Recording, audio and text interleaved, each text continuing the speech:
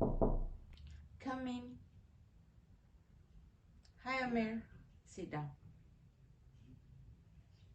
Actually, I have something to discuss with you.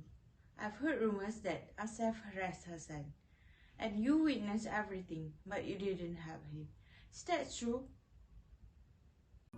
Yes, I did see everything. I wanted to help him, but I had my reasons.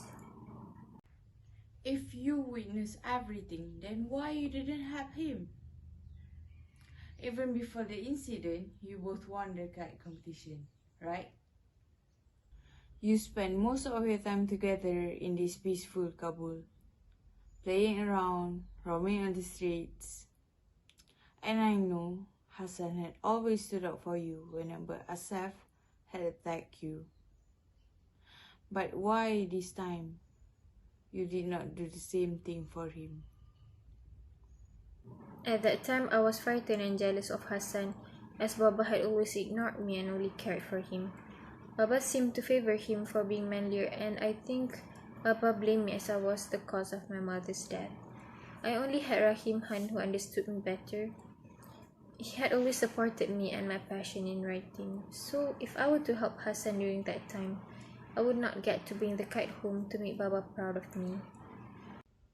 Amir, I have another question for you. Is it true that you framed Hassan for theft?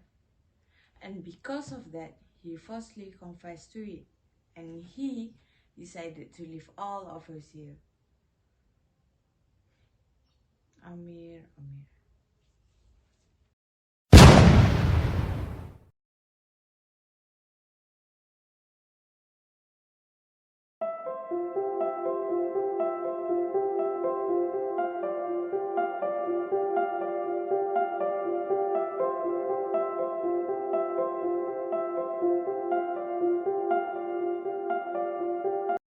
Hey, is that you, Amir, our great novelist? Do you still remember me? Of course, I remember you. You're the counselor that always gave me good advice. Since we haven't met for a long time, shall we have coffee there? I'm quite shocked to see you here actually. By the way, I'm sorry for the loss of your father and Rahim Khan. Is that your son? Thank you. No, that is Sohrab, Hassan's son. Turns out he is my nephew and Hassan is my half-brother. After both of his parents were murdered by the Taliban, I am now responsible to take care of him. I want to take him out of Kabul that is now under the Taliban control. When he was there, he was badly harassed by the Taliban officer. Who harassed him? Do you still remember Asif?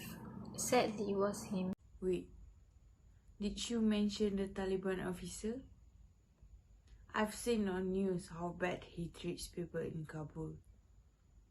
No wonder he is the one who harassed Sohrab. Asif has not changed. Now, for the safety of my nephew, I decided to bring him here to live with me. It's the best decision, since Kabul now is not as peaceful as in the past.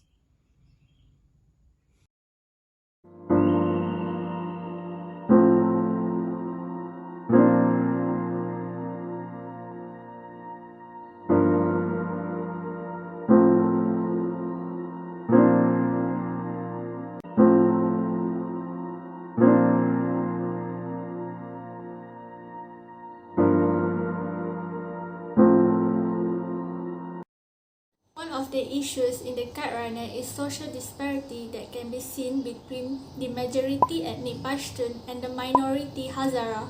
Although Afghanistan is a multi-ethnic and a multilingual nation, but only the Pashtun has ruled the country.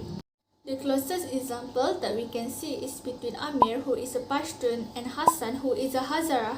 Amir is the son of a wealthy Sunni Pashtun man, Baba, while Hassan is the son of a servant, Ali. Amir has lived in a luxurious home, while Ali only lived in a mud house, and they also have different education background, where Hazara has never allowed to go to school, so Hassan has never learned to read compared to Amir, who knows how to write poetry. And Hassan has also been bullied because of his Chinese-like appearance. And why this issue affects me on a personal level, because I believe social disparity also exists in Malaysia. There is inequality on how we treat the Bangladeshi compared to how we treat the Pakistani, even though these two are ethnicities that practice the same religious belief. As a fellow Muslim and a fellow Malaysian, I am ashamed to see that some of us only give special treatment to the Pakistani only because they have fairer skin complexion compared to this Bangladeshi who has darker complexion.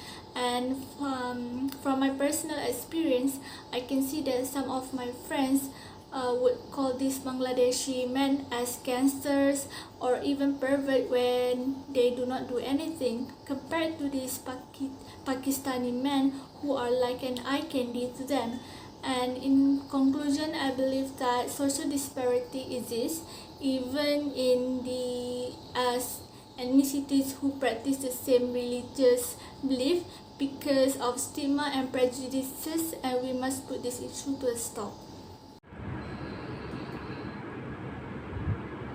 Islamic issue is the dominant issue that we can find in the movie Kite.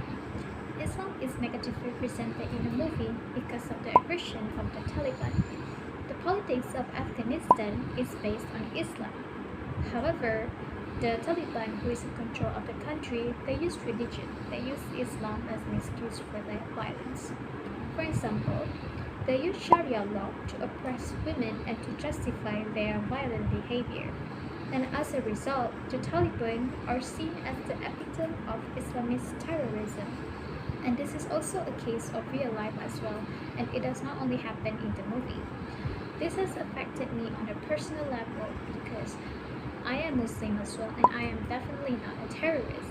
I've seen in the social media of how some people react to Muslim in a negative way, and they accuse us of being terrorists, and they think that they will be attacked by us at any time. Sometimes they will look at us in a very suspicious way that it can become very offensive to a certain extent. I think the reason why there are so many misconceptions about us, about the Muslim, because of the radical people who use Islam as an excuse to justify their violence, and also the way how media portray us Muslim in a negative way. They think Muslims support violence and they think women are oppressed in Islam. However, that is clearly not true because, as we know, Islam is a religion of peace and love.